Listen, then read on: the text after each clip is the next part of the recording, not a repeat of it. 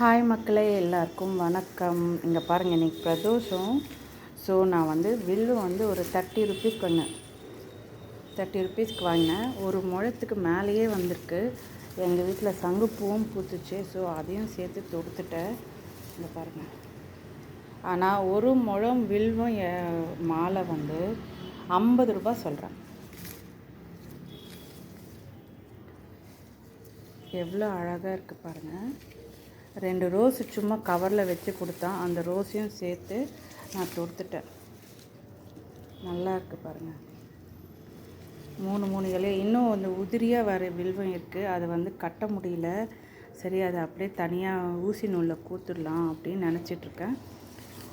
பாருங்கள், வில்வம் எவ்வளோ அழகாக இருக்குது. 4 ரோஸ் டோட்டலாக. இந்த கார்னரில் ஒன்று, அந்த கார்னரில் ஒன்று வச்சு கட்டியிருக்கேன். எப்படி இருக்குது சொல்லுங்கள். லைக் பண்ணவும் சப்ஸ்கிரைப் பண்ணவும் மறக்காதீங்க.